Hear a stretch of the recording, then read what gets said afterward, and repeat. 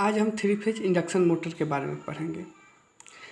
ये एक AC motor है और मोटर का हर कोई काम जानता है जो इलेक्ट्रिकल एनर्जी को मैकेनिकल एनर्जी में कन्वर्ट करता है। और इसमें हम 3 phase supply AC supply provide करते हैं। इसके यदि हम कंस्ट्रक्शन के बारे में देखें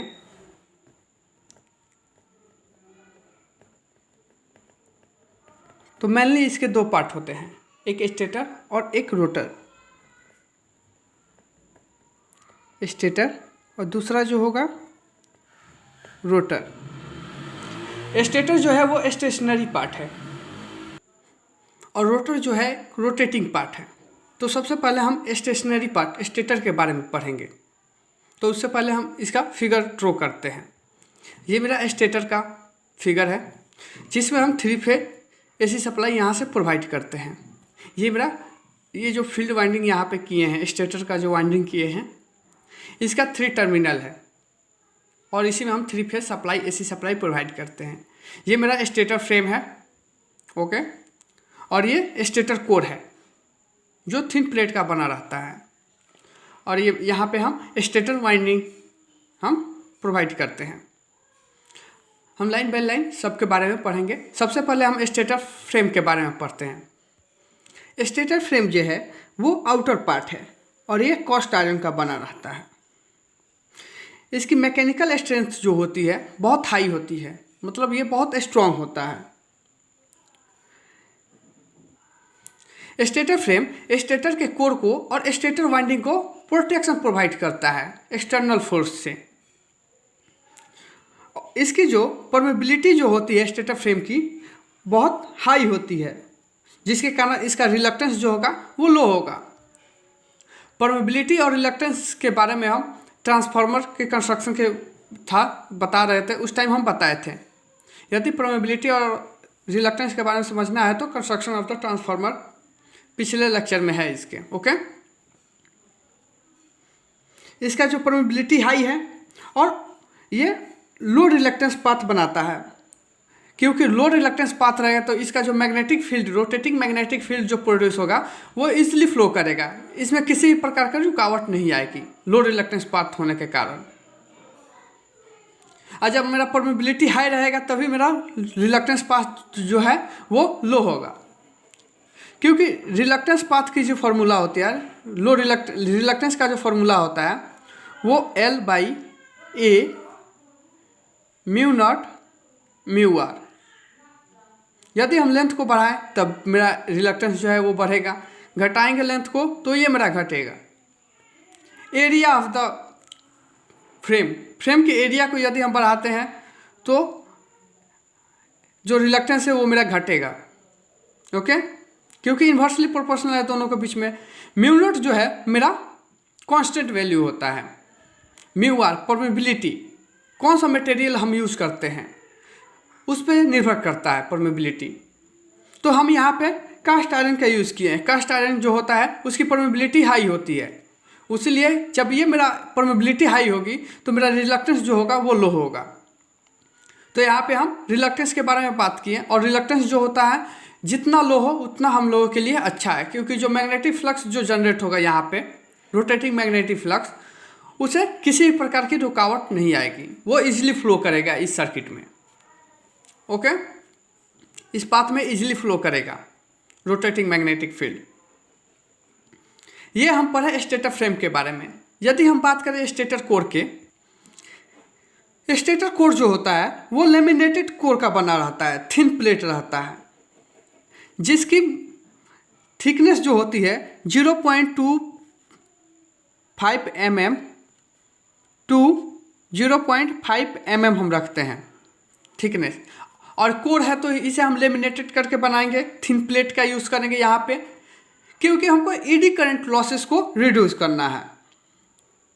और ये जो स्टेटर कोर जो है इसे बनाने के लिए हम सिलिकॉन स्टील का प्रयोग करते हैं। सिलिकॉन स्टील का प्रयोग करते हैं हम स्टेटर कोर को बनाने के लिए। यहाँ पे हम लेमिनेटेड किए हैं, क्योंकि एडी करंट को लॉस को हमको रिड्यूस करना है। और हम सिलिकॉन स्टील का ही यूज़ क्यों किए हैं यहाँ पे मटेरियल, क्योंकि सिलिकॉन स्टील का मटेरियल जो होता है वो इसमें जो हिस्टेरेसिस लॉसेस जो होता है, हिस्टेरेसिस लॉस, उसे रिड्यूस करता है। किसी भी इंडक्शन मोटर पढ़ लें या हम ट्रांसफार्मर पढ़ लें, उसमें एडी करंट लॉस और हिस्टेरेसिस लॉस दो प्रकार के होते हैं लॉसेस। तो उसे हम कम करने के लिए एक यहाँ पे लेमिनेटेड कर दिया, एडी करंट को लॉस करने के लिए लेमिनेटेड कोर का प्रयोग किए हैं, और हिस्टेरेसिस लॉसेस को कम करने के लिए यहाँ पे सिलिकॉन स्टील मटेरियल का प्रयोग किए हैं इस रोटर को बनाने के लिए।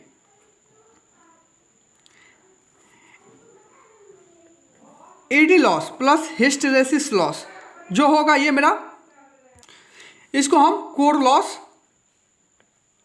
या आयरन लॉस कहते हैं।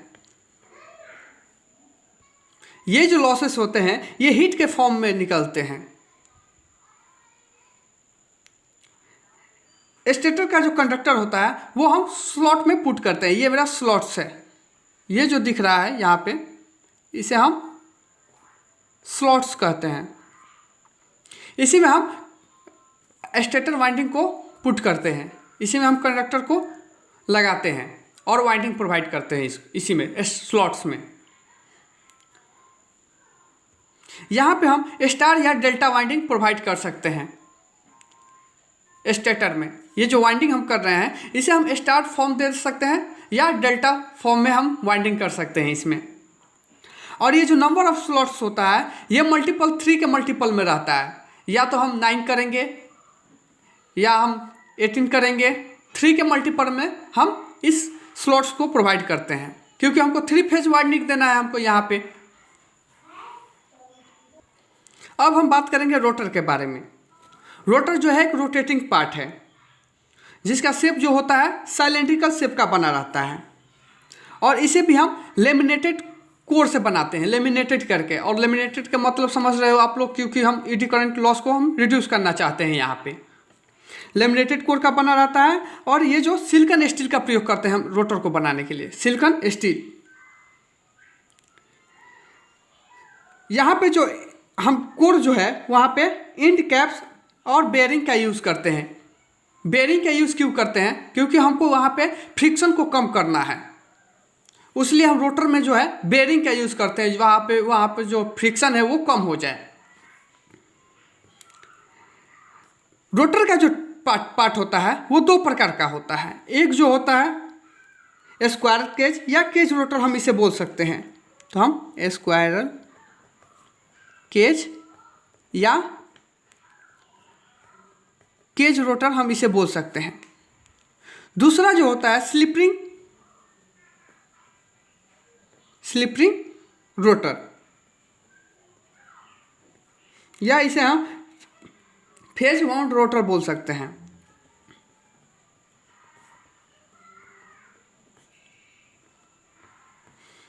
तो सबसे पहले हम बात करेंगे स्क्वायरल केज या केज रोटर के बारे में। ये मेरा केज रोटर का कंस्ट्रक्शन का फिगर है। ओके, ये मेरा एंड रिंग्स है और ये लेमिनेटेड कोर है जिस पे हम स्क्वायर्ड रोटर कंडक्टर का यूज़ किए हैं। ये हम तिरछा क्यों किए हैं इसके बारे में भी हम समझेंगे। ओके, तो सबसे पहले हम लेमिनेटेड कोर के बारे में समझते हैं। कोर जो होता है वो लेमिनेटेड होता है विथ स्लॉट्स, जहाँ पे हम वाइंडिंग करते हैं उसके साथ लेमिनेटेड करते हैं कोर को, वो भी बाहरी परत में, आउटर पेरीफेरी में। ओके, अब ये जो कंडक्टर जो है इसे जब हम ये ऑन इंसुलेटेड होता है, यहाँ पे ऑन इंसुलेटेड कंडक्टर का यूज़ किए हैं क्योंकि इंसुलेटेड नहीं करते हैं यहाँ पे हम। ये जो कंडक्टर जो है हम स्क्वायर्ड रखते हैं और इसके इंड रिंग पे हम इन सब कंडक्टर को शॉर्ट कर देते हैं, यहाँ पे शॉर्ट कर देते हैं। ओके, इस साइड भी हम शॉर्ट कर देंगे इन कंडक्टर को। Rotor conductor are squared and shorted through end ring. End ring के साथ हम इसको शॉर्ट कर देंगे। यहाँ हम कंडक्टर को तिरछा क्यों रखे हैं इसके बारे में समझने के लिए हम सबसे पहले स्टेटर को देखेंगे। ये जो स्टेटर होता है एक अपने में एक north pole and south pole बनाता है, और ये जो रोटर है यहाँ भी एक नॉर्थ साउथ पोल बनेगा।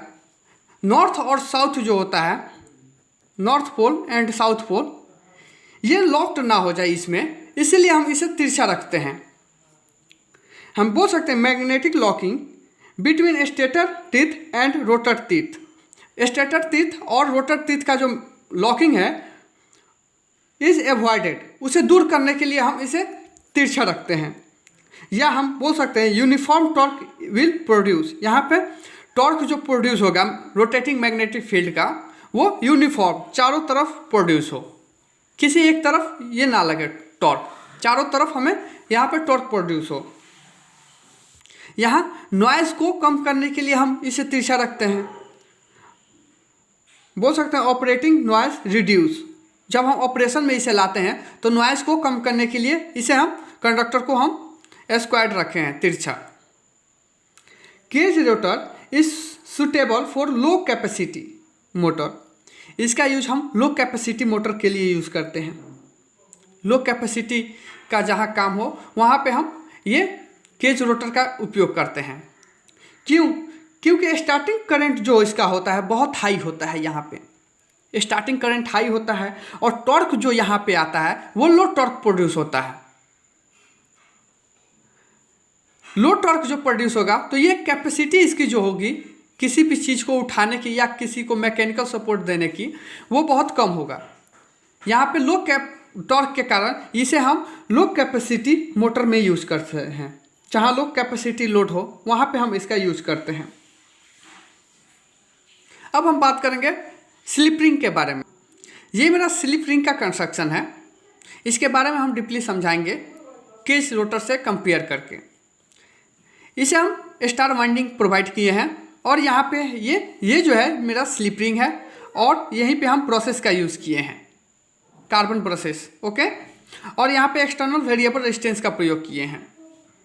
यदि हम केज रोटर से कंपेयर करें तो यहाँ पे केज रोटर का जो कंडक्टर था वहाँ पे हम शॉर्ट कर दिए थे, बट हम कंस्ट्रक्शन तो सेम यही रखेंगे, लेकिन यहाँ पे इस कंडक्टर को जो रोटर ये कंडक्टर है इसे शॉर्ट ना करके हम इसे स्टार वाइंडिंग प्रोवाइड कर देंगे इस कंडक्टर को और एक स्लिप रिंग के थ्रू कनेक्ट करके यहाँ पे एक्सटर्नल वेरिएबल रेजिस्टेंस कनेक्ट कर देंगे, जिससे हम इसके स्पीड को या करंट को हम कंट्रोल कर सकें। तो इसी कंडक्टर को हम स्टार वाइंडिंग प्रोवाइड कर देते हैं और इसके साफ्ट में हम स्लिप रिंग का प्रयोग कर देते हैं, ओके। तो हम इसके बारे में डीपली समझ रहे हैं। हम बोल सकते हैं ये जो रोटर होता है ये सिमिलर टू केज रोटर की तरह ही होता है, बट इसके वाइंडिंग को हम सिर्फ स्टार वाइंडिंग प्रोवाइड कर दिए और वहाँ पे हम शॉर्ट करते थे केज रोटर में, और यहाँ पे हम शॉर्ट ना करके इस वाइंडिंग को हम रोटर की जो वाइंडिंग है उसे हम स्टार कनेक्शन प्रोवाइड कर दिए हैं। केज रोटर के केस में हम ये जो कंडक्टर वाइंडिंग करते थे वहाँ पे हम इंसुलेटेड नहीं करते थे, ऑन इंसुलेटेड रहता था। जैसे कि हम देखें